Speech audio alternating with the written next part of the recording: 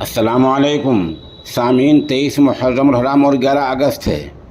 ہریانہ کے میوات اور نوح اور گڑگاؤں میں جو کچھ ہوا ہے وہ سب آپ کے سامنے ہے۔ اسی تعلق سے آج جمعے کی نماز میں دہلی کی جامع مسجد کے شاہی امام حضرت مولانا سید احمد بخاری کا اہم خطاب ہوا ہے جو پیش خدمت ہے۔ نحمده ونصلي على رسوله الكريم والصلاة والسلام على سيد المرسلين وعلى آله وأصحابه أجمعين۔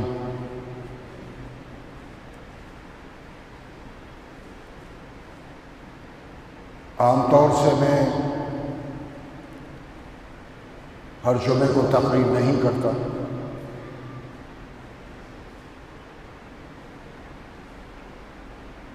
حالات کا تقاضا جب ہوتا ہے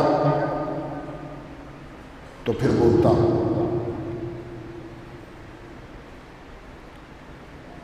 ملک کے موجودہ جو حالات ہیں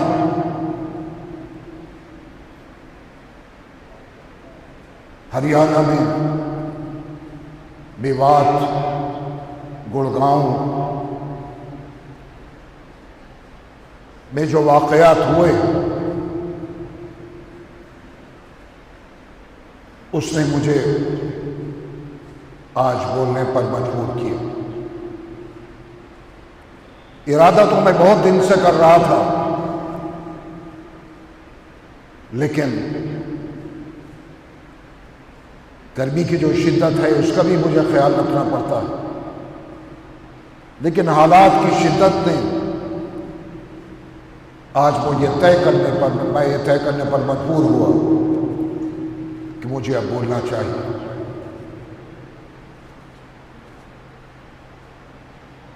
بزرگوں، نوجوانوں، ہم اس وقت آزمائش کے دور سے گزر رہے ہیں، اور دنیا میں کوئی شخص ایسا نہیں جس کی زندگی میں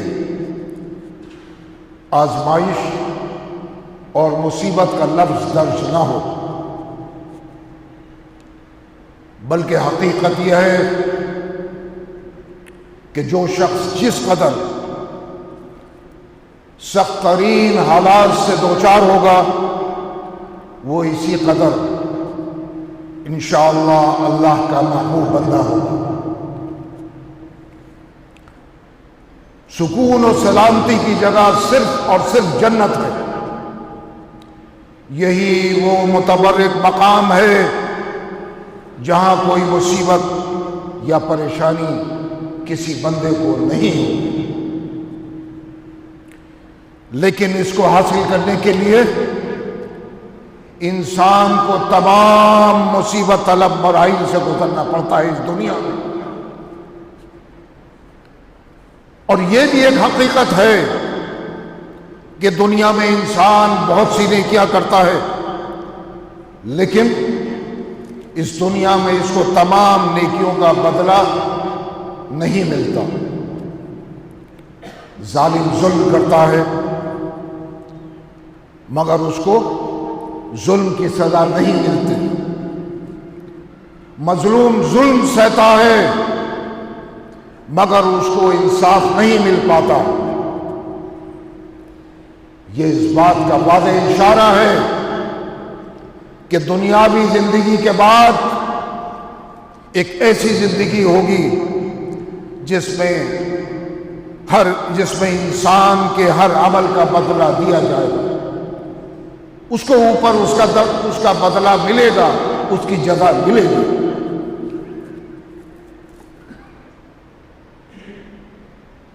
عزیز ساتھیوں،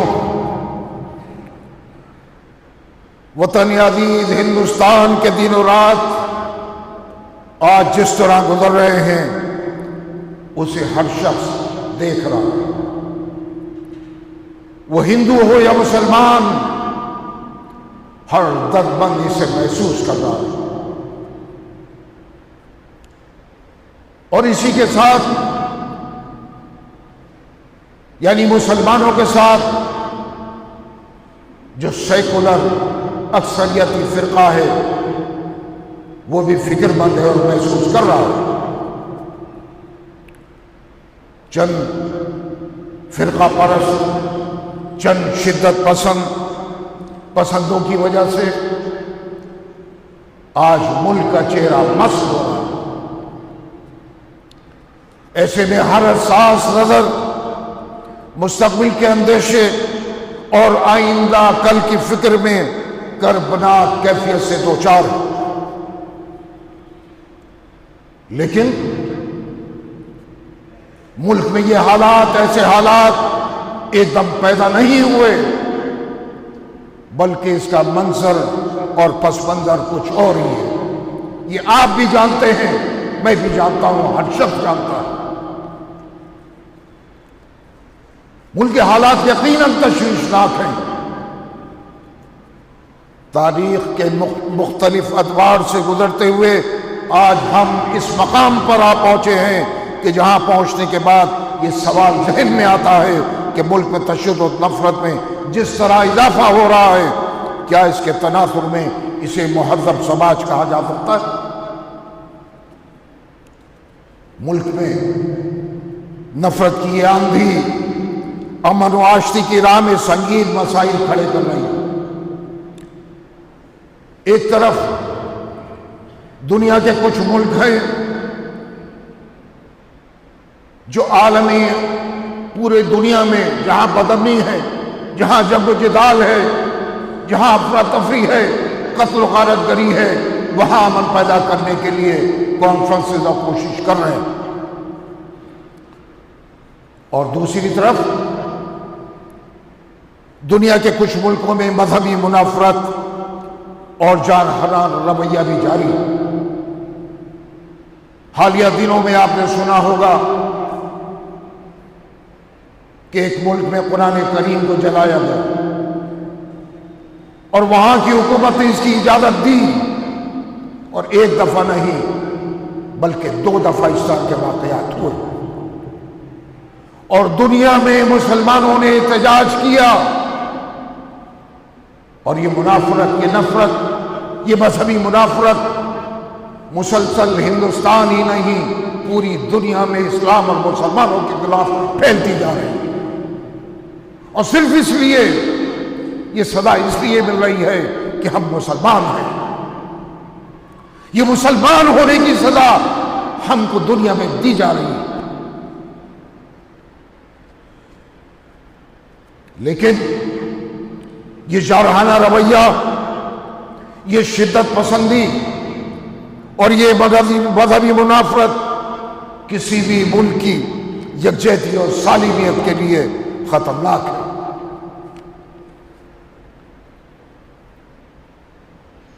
ملک میں رونما ہونے والے حالات نے ہر دردمند اور ہر سیکولر ذہن رکھنے والے انسان کی پرسکون زندگی کے خواب کو بے حقیقت بنا دیا۔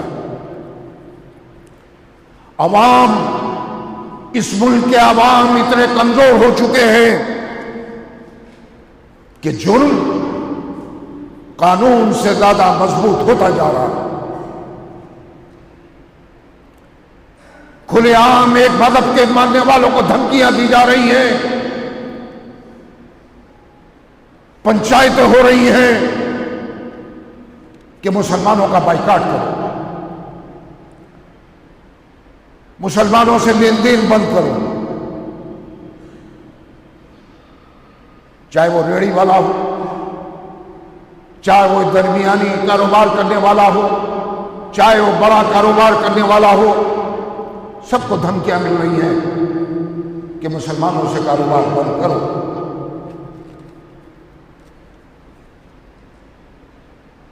سوال یہ ہے، مجھے ان لوگوں سے جو پنچایتوں میں یہ فیصلہ کر کے اعلان کر رہے ہیں کھلے عام کہ کیا وہ 57 مسلم ممالک جہاں مسلمانوں کے ساتھ ساتھ غیر مسلم بھی رہتے ہیں، تجارت کر رہے ہیں، نوکریاں کر رہے ہیں، ان کو کسی ملک پہ پریشان کیا گیا؟ ان کے ساتھ کوئی امتیازی سلوک برتا گیا؟ ان کو کوئی دھمکیاں دی گئی نہیں۔ ان 57 مسلم ممالک میں سے کسی ایک کی مثال کوئی نہیں دے سکتا کہ جہاں ہندوؤں کے ساتھ یا دیگر مذاہب کے ماننے والوں کے ساتھ زیادتی اور ناانصافی کی گئی۔ اپنی فیملی کے ساتھ وہ لوگ باہر رہ رہے ہیں، کاروبار کر رہے ہیں، ایک دوسرے سے مل رہے ہیں، جل رہے ہیں، کاروبار ہے، لین دین ہے، کھانا پینا ہے، تو پھر یہ نفرت ہندوستان میں کیوں ہے؟ اور یہ نفرت کا غبار اور یہ نفرت ملک کو کدھر لے کر جائے گی؟ یہ سوال ہر سیکولر ہندوستانی عوام کے ذہن میں آج گردش کر رہا ہے۔ کیا اس لیے ملک کو آزاد کیا تھا ہمارے اسلاف نے، ہمارے بزرگوں نے؟ کیا آج یہ دن ہم کو دیکھنا پڑے گا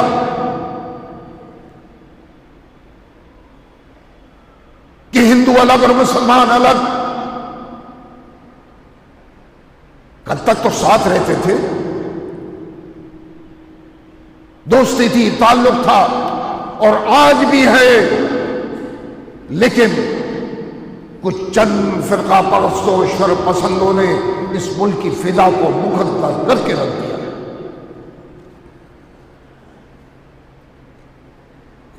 اس لیے ہم نے ملک کو آزاد نہیں کیا تھا۔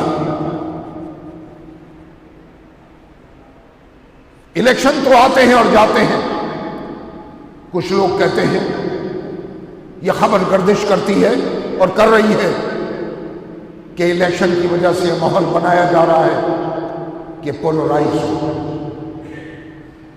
ووٹ یک طرفہ طور پر کسی ایک پارٹی کو پڑے۔ میں یہ کہتا ہوں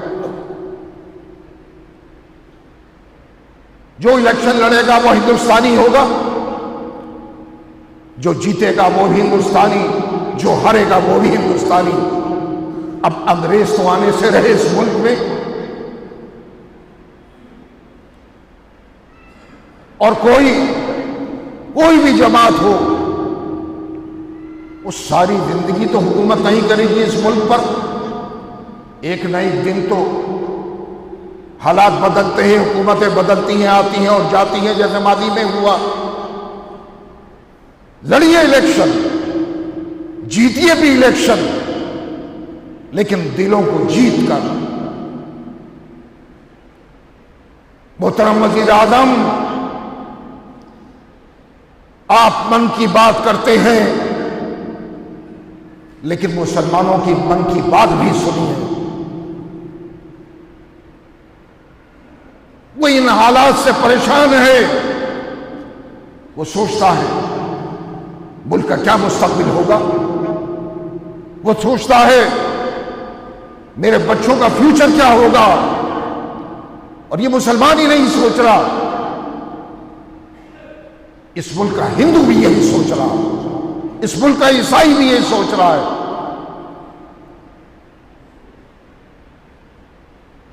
اور اس ملک کا سکھ بھی یہی سوچ رہا ہے۔ یہ یکجہتی ہی ملک کو مضبوط کر سکتی ہے، لیکن یہ نفرت ملک کو کہاں لے کر پہنچائے گی، اس کا اندازہ شاید آپ کو نہ ہو۔ ہم عوام میں رہتے ہیں، ہم بیچ میں رہتے ہیں، ہم کو معلوم ہے کہ کیا حالات ہیں۔ وزیر اعظم، حالات کو سمجھیے اور اس پر غور کیجیے۔ ملک کی آزادی کو آج 75 سال ہو گئے۔ 75 سال ایک بڑا عرصہ ہوتا ہے۔ وہ تمام تحفظات جو مسلمانوں کو ملنا چاہیے تھے وہ نہیں ملے۔ سوشل جسٹس مسلمانوں کو اس ملک میں ملنا چاہیے تھا، وہ نہیں ملا۔ مسلمانوں کو اس 75 سال میں اس حال تک کس نے پہنچایا، اس پر بھی ہمیں اور آپ کو غور کرنا ہوگا۔ سچر کمیٹی کی رپورٹ تو آئینہ ہے، جہاں کچھ ہوا کمیشن بنا دیے گئے، لبران کمیشن بنا، گوپال کمیشن بنا، شری کرشنا کمیشن بنا، گجرال کمیشن بنا، اور نہ معلوم کتنے کمیشن اور کمیٹیاں بنائی گئیں، لیکن اگر نتیجے کی بات کریں تو سب صفر۔ سچر کمیٹی تو انہوں نے بنائی تھی جو کل اقتدار میں تھے، اور ان کی یہ رپورٹ ہے کہ مسلمانوں کو سال میں 50-35 سال میں اس حال میں پہنچا دیا گیا کہ جو دلتوں سے بھی بدتر حالت میں آج مسلمان۔ یہ میری آپ کی رپورٹ نہیں ہے، ماضی میں جو حکومت اقتدار میں رہی یہ اس کی رپورٹ ہے۔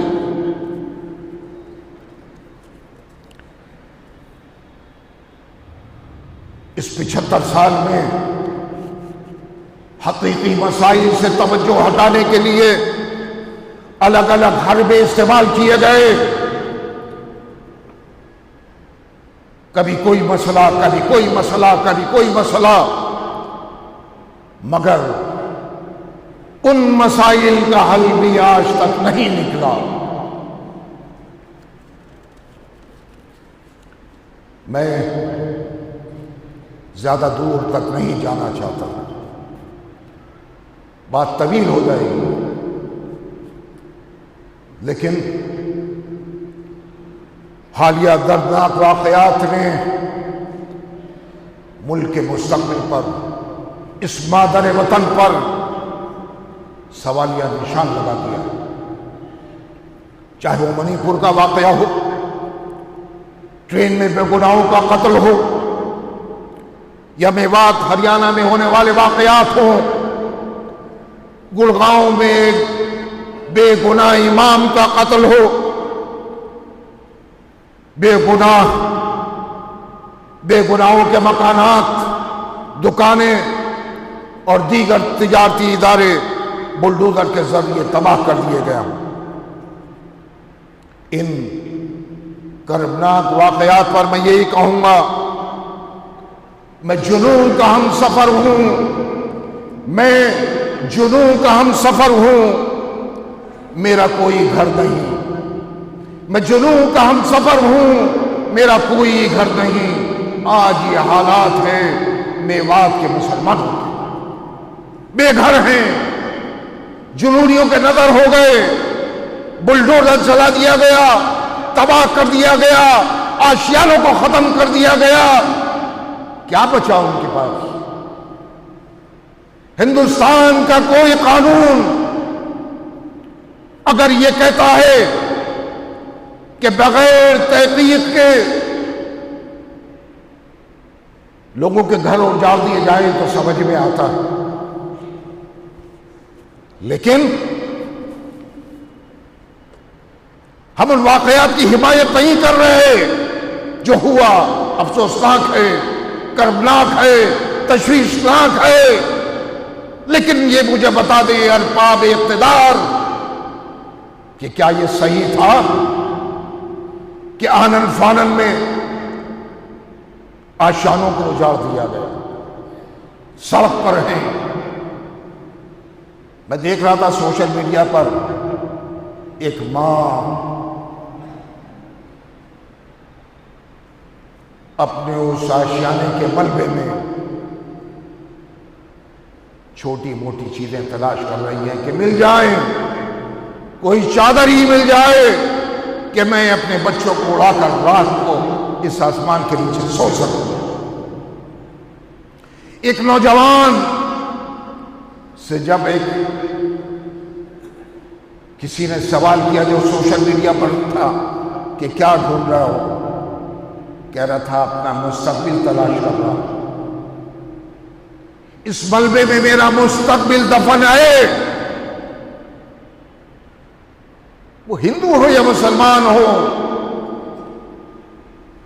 کسی کے ساتھ بھی زیادتی ہو، ہم اس کی حمایت نہیں کر سکتے۔ کسی کے ساتھ بھی زیادتی ہو تو ہم اس کے حمایتی ہیں، اور اگر کوئی غلط ہے تو ہم اس کے خلاف ہیں، چاہے وہ کوئی ہو، چاہے وہ کسی بھی مذہب سے تعلق رکھتا ہو۔ اگر انسانی حقوق کی پامالی اس ملک میں ہوگی جس کو ہم نے اپنے خون سے سینچا، جس کو ہندو نے سینچا، مسلمان نے سینچا، تو یہ ملک کدھر جائے گا؟ ہندوستان تو ایک جمہوری ملک ہے، اس کا آئین سیکولر ہے، اور جمہوریت کا تعلق انسانی حقوق سے ہے۔ ایسا ملک جہاں جمہوریت ہو، جس کا آئین سیکولر ہو، وہاں انسانی قدروں کی پامالی ہو، انسان انسان کا دشمن بن جائے، ظلم اپنی حدوں کو پار کر جائے اور قانون کی پامالی ہو، تو یہ کسی بھی جمہوری ملک کے لیے اچھا نہیں۔ جیسے میں نے عرض کیا کہ ہر شہری کی زبان پر ہے کہ کل کیا ہوگا، لیکن نہ آپ جانتے ہیں نہ میں جانتا ہوں کہ کل کیا ہوگا، اس کا مستقبل کیا ہوگا، ملک کا مستقبل کیا ہوگا، اس سے ہر شہری پریشان ہے۔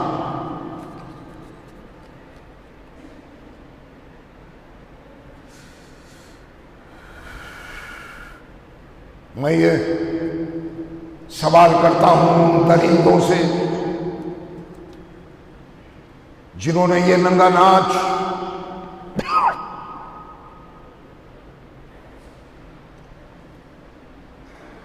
میوات میں نچایا، کسی کا بھائی مرا، کسی کی بہن مری، کسی کا باپ مرا، انسان کا خون بہائے، کسی کا باپ، کسی کا بھائی، کسی کی بہن، کسی کا شوہر، کسی کی بیٹی اور کسی ماں کا لال جب مارا جاتا ہے تو کیا ان شر پسندوں نے یہ سوچا ہے، ان درندوں نے یہ سوچا ہے کہ اس کے گھر والوں پر کیا گزرتی ہے؟ وہ درد، وہ تڑپ صرف اس کے گھر والے ہی محسوس کر سکتے ہیں، اس کی ماں محسوس کر سکتی ہے، اس کا باپ محسوس کر سکتا ہے، اس کی بہن محسوس کر سکتی ہے، اس کا بھائی محسوس کر سکتا ہے، کسی کی بیوی محسوس کر سکتی ہے۔ میں اور آپ اس درد کو اس طرح محسوس نہیں کر سکتے ہیں۔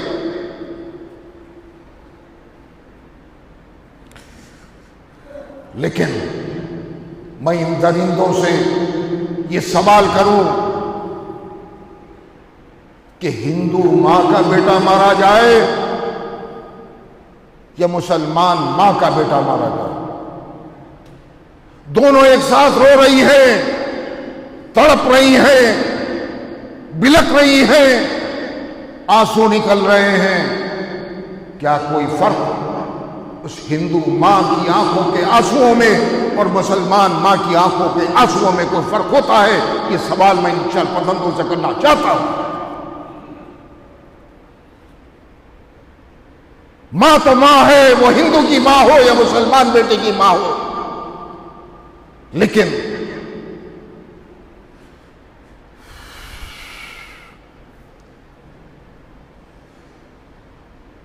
ان حالات کو کنٹرول کرنا اور ان حالات کو سنبھالنا، اس نفرت کو ختم کرنا نہ میرے ہاتھ میں ہے نہ آپ کے ہاتھ میں، یہ حکومت کے ہاتھ میں، یہ حکومت کے ہاتھ میں ہے۔ میرے عزیز بزرگوں، نوجوانوں، وہ ہندو ہو یا مسلمان، اب اس نفرت کے ماحول سے پریشان ہو چکے۔ اب کیا رہ گیا؟ بے گناہ انسان مارے گئے، املاک جلائی گئی، کاروبار تباہ ہو گئے، آشیانے تباہ کر دیے گئے۔ اب ان تمام حالات کا حل، جیسے میں نے آپ سے عرض کیا، کہ حکومت کے پاس، میں پھر وزیر اعظم سے کہوں گا، اس بات کو دوہرا رہا ہوں کہ آپ کی من کی بات کو سب سن رہے ہیں، مسلمانوں کی من کی بات بھی سن۔ میں وزیر اعظم اور وزیر داخلہ سے کہوں گا کہ دل بڑا کریں، آگے آئیں، فراغ دلی کا ثبوت دیں اور کھل کر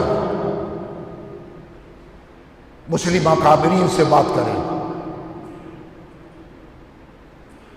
میں ان اکابرین سے کہوں گا اگر وزیر اعظم یا وزیر داخلہ کی طرف سے جواب آتا ہے تو میں کہوں گا کہ ہمیں بیٹھنا چاہیے، ہم بات کریں۔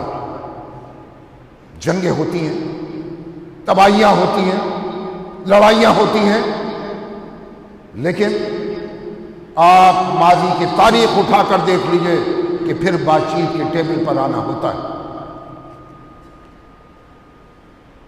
میں آپ سے کہہ رہا ہوں ہندوستانی مسلمانوں کی طرف سے کہ ہم بات چیت کے لیے تیار ہیں، بیٹھیے، ہم سے بھی بات کیجئے اور ہندو لیڈر سے بھی بات کیجئے اور پھر ایک جوائنٹ میٹنگ کیجئے اور ان حالات کا حل تلاش کیجئے، تاکہ یہ ماحول جو نفرت کا غبار ہے، جو نفرت کی یہ آندھی ہے، اس سے ملک کو بچایا جا سکے۔ ہر ملک، کسی بھی ملک کو دیکھیے، وہ ترقی کی طرف جا رہے ہیں، ترقی کی بات کر رہے ہیں۔ ہم بات تو کرتے ہیں کہ ہمارا ملک ترقی کی طرف جا رہا ہے، لیکن حالات اس بات کا اشارہ دے رہے ہیں کہ نہیں، ہمیں اس ملک کو سنوارنے کے لیے، اس ملک کو بچانے کے لیے بہت کچھ کرنا ہوگا۔ آپ جیتیے الیکشن اپنی پرفارمنس پہ، اپنے کام پر۔ ماضی میں بھی حکومتیں بنی ہیں، کس کس کی بنی ہیں، لیکن اس طرح نفرت کا ماحول بنا کر ملک میں الیکشن ہو، یہ کسی طرح مناسب نہیں ہے۔ ملک کو بچانا ہوگا، ملک کے عوام کو بچانا ہوگا، ملک کے ہندوؤں کو، ملک کے مسلمانوں کو، ملک کے سکھوں کو، ملک کے عیسائیوں کو بچانا ہوگا۔ وزیر اعظم، میں پھر کہوں گا کہ بات چیت کے ذریعے، باہمی بات چیت کے ذریعے